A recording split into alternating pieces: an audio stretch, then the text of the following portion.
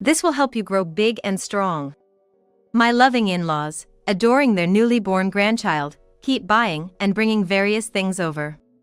Today, my mother-in-law brought some baby food. However, considering I've just given birth, baby food seems a bit premature. They must really love their grandchild. Don't you think it's a bit too early? 4 or 5 months will fly by. Don't worry, it's in a sealed pack and has a long shelf life. I bought it online, it's really popular, and I was worried it might sell out when we need it. Thank you as always. Now, I'll be heading to my parents' house. I was just about to leave for my parents' house.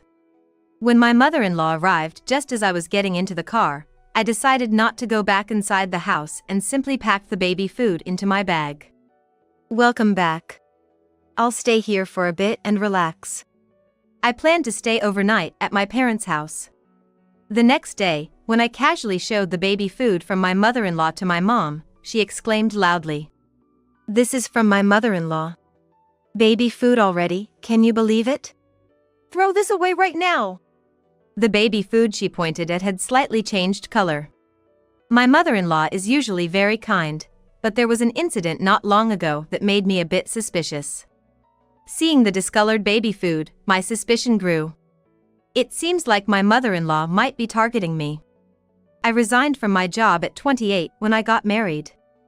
I could have continued working just for the sake of marriage, but I was already pregnant. Having wanted a child, I decided to quit my job to focus on raising my baby. However, I do want to work again, so once child-rearing settles down, I plan to look for a job. Since I'm 28 years old, I'll probably resume working after I'm over 30. At 30, I should still have opportunities for re-employment, right? Besides, I've saved up considering marriage and childbirth, and my husband, Jonathan, has been stable in his job for 10 years. So, even though the baby was a bit unplanned, scaling down the wedding and skipping the honeymoon made it seem manageable to quit my job for a while. I'm willing to make these sacrifices for my child. Jonathan understood my decision and supported me quitting my job. Getting married and pregnant simultaneously, I felt very happy starting a new life with my understanding husband. We were worried about how our parents and in-laws would react to our shotgun wedding, but they were happy when we announced it. My worrisome mom, Emily, was relieved to hear about the marriage, having feared I might never get married. "I'm glad you got married before 30. I was worried you might never find someone." Despite knowing about Jonathan, why was she so worried? Maybe I'll understand her feelings once I have my child. Linda and George, my in-laws, also responded well, being happy about our marriage and pregnancy. "Jonathan, it looks like you've married a wonderful person. Make sure to take good care of your wife and child. I'm going to be a grandpa. Let me know whatever you need. A crib? Clothes? Diapers?" "Dad, you're getting ahead of yourself." My in-laws were overjoyed about their first grandchild. Especially George, who, with his generous nature, was eager to buy everything. Linda happily watched on as George enthusiastically planned for the grandchild. I find their slightly old-fashioned relationship as a couple quite endearing. "Hello, how are you feeling? I know it must be hard to do housework with your growing belly. I've made some side dishes for you, have them for dinner tonight." "Linda, thank you so much. I really appreciate it." Our house is about a 40-minute drive from my in-laws. Despite the distance, my mother-in-law often checks on me and brings over homemade dishes. I've heard many people struggle with mother-in-law issues, but that seems foreign to me. At least, that's what I thought at the time. "Hey, are you okay? You seem to be having a hard time again." "I'm fine, just leave me alone for a bit, will you?" Lately, I've been unable to sleep well and get irritated over trivial things. As a result, I've been cold to my husband more often. It's probably because of the pregnancy, right? He seems to think so too and doesn't complain, treating me kindly even when I'm cold. But I can't rely on his kindness forever, so I discussed my insomnia and irritability with the doctor during a checkup. After the examination, they told me my insomnia was due to too much caffeine, and my irritability was a result of the lack of sleep. That can't be right. Caffeine can negatively affect fetal development and, in large amounts, may increase the risk of miscarriage or stillbirth. That's why, as a pregnant woman, I've been very careful about it. On the day I had the checkup, I told my husband, Jonathan, about it during dinner. They said it's because of too much caffeine, but I don't think that's possible. I always check the ingredients of the food I eat. Could it be in foods that don't have ingredient labels? Like vegetables or meat, maybe you're eating them without realizing? I checked that too. But none of the foods I've been eating had those ingredients. Since the cause was unclear, I might be unknowingly consuming caffeine even while eating dinner. That's when it struck me. Could it be? I always check the ingredients of what I eat, but I hadn't checked what was in the side dishes made by Linda, my mother-in-law. Could her dishes be the cause? But Linda always comes to check on me and brings dishes because she knows I'm having a hard time with household chores. For a moment, I doubted Linda, but I immediately dismissed such a terrible thought. You've been looking a bit under the weather lately. Why don't you go and rest at your parents' place? I've got a business trip next week and won't be home for a few days. You could stay there and take it easy for a while. Thank you, maybe I will. Jonathan really cares about me a lot. The next holiday, I went to my parents' house, driven by Jonathan. You look exhausted.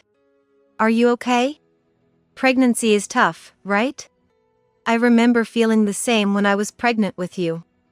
I guess everyone goes through tough times during pregnancy. Hearing my mother's words, I realized that I wasn't the only one suffering during pregnancy, and it seemed to lighten my mood a bit. After having my mother take care of things around me and resting for a week, my health improved, and I returned home. A month later, I safely gave birth to a healthy baby. You did great. Congratulations, she's a beautiful girl. So this is my granddaughter. She's adorable. Not only Jonathan but also Linda and George, my in-laws, came to the hospital. George was so happy about his long-awaited grandchild that he even shed tears. It made me happy to see them so delighted. Although there were times I worried about my health after giving birth, both the baby and I were healthy, and we were able to leave the hospital in about a week. Now we're a family of 3. It's been a week since we brought our daughter home, and my in-laws, George and Linda, have been coming over almost every day. Moreover, George brings loads of gifts for our daughter each time. Our house is already full of unopened baby items. Got something delivered today, so I brought it over. Dad, you're buying too much. Besides, these clothes are still too big for her. Is that so? But it's better to have them than not, right? Don't sweat the small stuff. George loves shopping extravagantly and spends his free time searching for baby items online, buying anything he likes right away. Because of this, several baby items for our daughter are delivered to their house every day.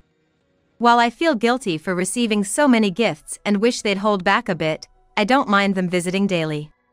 They always consider not to burden us too much. All right, time to head back. Can't stay too long. Yes, you're right. They usually leave after George says this. Coming over around the time I finish lunch and clean up, and staying no more than 2 hours, so it doesn't affect my evening routines much. It makes sense that Jonathan is such a kind person, having been raised by such loving parents. While they see our daughter almost daily, my own parents haven't met her yet. My parents' house is a bit farther than my in-laws, and it's been hard to align our schedules. Although I don't mind, Jonathan has been concerned whether I'm tired from his parents' daily visits. So, he suggested we take our daughter to meet my parents. And even stay overnight, considering the travel might be too much for her. Jonathan has weekends off, so he'll drop us off on Saturday morning and pick us up on Sunday evening. What a thoughtful husband. This Saturday, as I was packing the car to go to my parents', Linda arrived alone. I made it in time. What's up, Mom? I told you we wouldn't be here today and tomorrow, right? That's why I came. I couldn't bear not seeing her for 2 days, so I thought I'd see her before you leave. Linda, it's just for 2 days, isn't it? For me, 2 days is unbearable. Oh, and I brought this. It'll help her grow big and strong. Baby food? Linda, it's way too early for that. 4 or 5 months will fly by. It's shelf-stable in a pack, so no worries. I got it online, it's really popular and might sell out when you need it. Linda brought a present for my daughter. It was an assortment of baby foods in clear packs, looking quite expensive. Thank you as always. We're heading to my parents' house now. I could have left the baby food at home, but since I had already packed the car and didn't want to go back inside, I stuffed it into my bag. Welcome home. Finally, I get to see my first grandchild. Sorry we're late. We'll just relax today. My parents adored their first grandchild, not leaving her side, always by her. Bringing her here was definitely worth it. I'll have to thank Jonathan for the weekend rides when we get back. The next morning, while chatting with my mom, I casually showed her the baby food Linda gave us. Mom suddenly exclaimed loudly. This is from my mother-in-law. Baby food already. Isn't it funny? Throw it away right now. It was a set of 6 packs, but the one my mom pointed at had discolored a bit. Indeed, upon closer inspection, the color of the finely chopped vegetables seemed off. Mom noticed well. Though only one was discolored, it seemed like a minor incident of a defective product.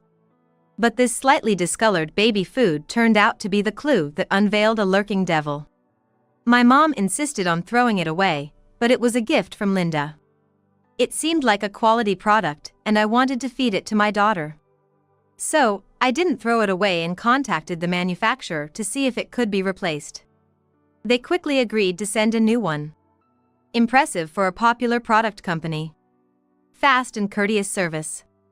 They also asked me to send back the discolored product for quality improvement, which I did.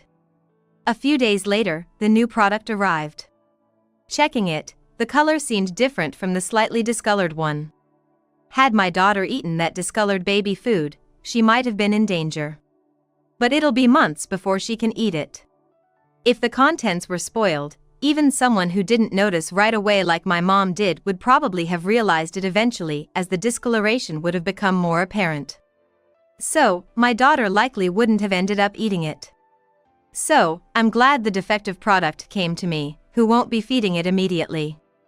Had it gone to someone else who didn't notice the discoloration, it could have been terrible. The company's response was thorough, so I expect such mistakes won't happen again. Therefore, I'm not blaming the company for the defective product. I consider this matter resolved. Just as I thought this, I received a call from the company. Hello? What do you mean? I don't quite understand what you're saying. The call from the company was shockingly unexpected, and I couldn't grasp the situation immediately. It turned out that the baby food had discolored because someone had intentionally injected honey into it. Not during the manufacturing process. The needle hole in the pack was sealed with adhesive, like the kind used for repairing vinyl pools. Although they couldn't identify who purchased the baby food, it was clear it was sold online. There were no issues in the manufacturing process, and since the problem occurred after the sale, the company couldn't do much. However, since it ended up with me, they informed me of the investigation results. They also suggested that if someone gave it to me, I should be cautious of that person. Impressive work by the company. An amateur couldn't have identified the adulteration or the detailed method of tampering. I didn't intend to make a big deal out of it, but if someone was targeting my precious daughter, that's a different story. Babies under 1 year old can develop infant botulism from eating honey, which is rare but can be fatal. And I had a suspect in mind. After hanging up with the company, I immediately went to the police. However, they said they couldn't do anything. I returned home. Told they couldn't proceed as no one had consumed the baby food, and no harm was done. I couldn't blame the police, their response was reasonable. So, I decided to take matters into my own hands and started by telling my husband everything that evening.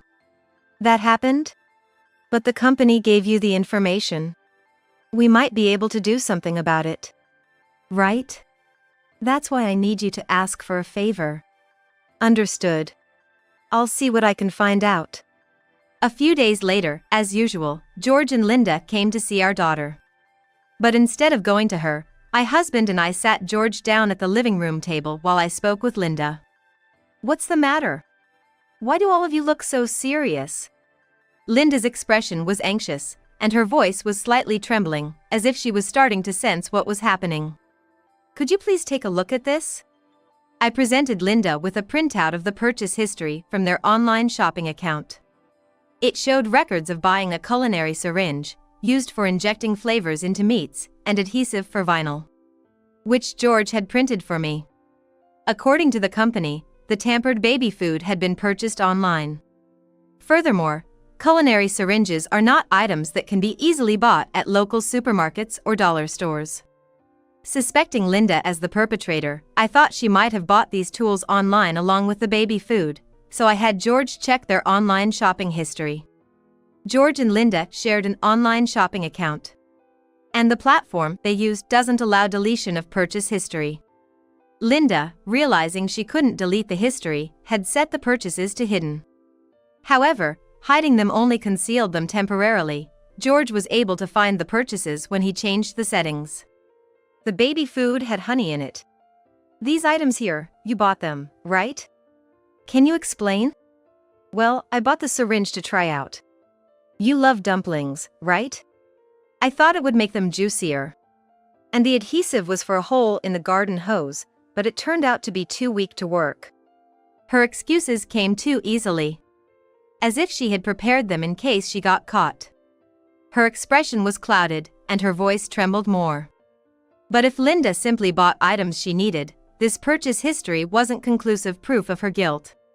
So, I played my next card. "And what about this?" I showed a purchase history of caffeine tablets. "I was told during a prenatal checkup that I had too much caffeine." "Linda, you bought caffeine tablets.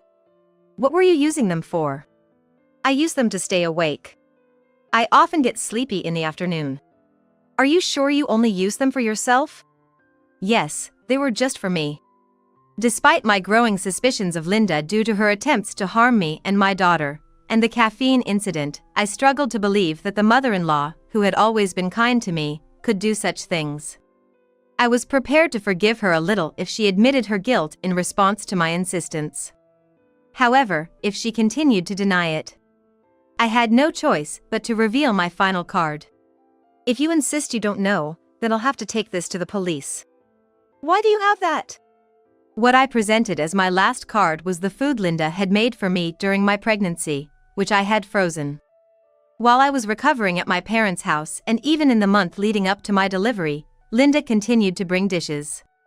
At that time, my distrust of her was still minor, so I accepted the food without saying anything, feeling reluctant to throw it away, and froze it instead. Eventually, I decided to discard the older items, but some from just a few weeks ago remained. I'll have the police check if these contain caffeine. I actually developed insomnia, so this could potentially be considered a case of assault. As evidence of harm, I'll take these purchase records and my pregnancy diagnosis. If the police start investigating, excuses like the ones you're making now certainly won't work. I learned from my experience with the honey-laced baby food incident that to get the police involved, there must be evidence of harm. With the caffeine case, I was the victim and had evidence to support it. While it's uncertain whether this evidence will be sufficient for the police to take action, the possibility is certainly higher now. However, my aim wasn't primarily to rely on the police, it was to get Linda to acknowledge her wrongdoing. "I'm sorry. I did it." Faced with the possibility of being reported to the police, Linda finally conceded and admitted her guilt. "Mom, why did you do this?" "I became anxious when the baby was born." My father-in-law, George, is a bold and generous man, often treating people to drinks. When he found out about my pregnancy, he said he'd buy anything, causing my mother-in-law, Linda, to worry about overspending. But Linda has always been a reserved person, not one to confront George. Even if she did try, I can't imagine her stopping George's exuberant nature. Indeed, I've never seen Linda raise her voice or reprimand George. Instead, I picture George, if confronted, pushing forward with his decisions. So, instead of trying to stop George, Linda started to plot against me. She crushed caffeine pills and mixed them into my food, hoping to induce a miscarriage. My husband also ate the food, but being pregnant, it affected me more severely. After the birth, George, as expected, went on a shopping spree for all sorts of baby items. The money he's spending is supposed to be for their retirement. Their growing financial strain and anxiety, along with Linda already crossing a line with the caffeine incident, led her to target my newborn daughter. She didn't use anything immediately lethal, starting with something like honey, which can be dangerous for infants. But human behavior escalates. If I hadn't noticed the honey, she might have just thrown it away, thinking it had gone bad. Not realizing the danger of the honey might have meant not being able to stop Linda from escalating her actions, putting my daughter at risk. The thought chills me. It was fortunate that the baby food was in a transparent package. "Why didn't you tamper with the formula instead of the baby food?" I asked. The formula was in a can. We bought the baby's milk in large cans. To tamper with the same milk, she would have had to open the can, which couldn't be done without leaving evidence, unlike the baby food that could be injected through a tiny hole. Furthermore, once we started on solid foods, my daughter might refuse anything given to her. So, Linda thought it best to act before we introduced solid foods. The early action was planned for when she could be alone in our house. George always accompanied her on visits to see the baby and was the primary buyer of baby items. If Linda suddenly bought baby food and gifted it to my daughter, George would get suspicious. She was waiting for the right moment, but when my husband told her I would be visiting my parents for 2 days, she saw her opportunity and hurriedly prepared, visiting our house alone without George's knowledge. "You fool! What were you thinking?" I'm sorry. I'm sorry. I'm sorry. Linda was left speechless, crying and continually apologizing. Though she had put me and my daughter in danger, Linda is generally a sensible person. But it's precisely because she has common sense that realizing and admitting her guilt has deeply wounded her. George and Linda apologized to us. George continued to scold Linda in a voice loud enough to worry about neighbors calling the police. Linda kept crying and apologizing, her face a mess from tears. "George, Linda seems genuinely remorseful. Let's leave it at that." "No! I'm partly to blame too. Let me take responsibility." Well, in that case. As conditions for accepting Linda's apology, I suggested she explain the situation to the police under George's supervision to be accountable for her actions, apologize to the baby food manufacturer for the trouble caused, and not see our daughter until we deemed it appropriate. Linda accepted these conditions, spoke to the police and apologized to the manufacturer. The police treated it as a domestic issue and issued a stern warning. The manufacturer accepted her apology. However, we decided not to let Linda see our daughter for a while. Affected mentally by the incident, Linda has become quiet at home, performing household chores but seemingly lost in thought. With this issue resolved, our family of 3 is enjoying a peaceful and happy life, free from worries.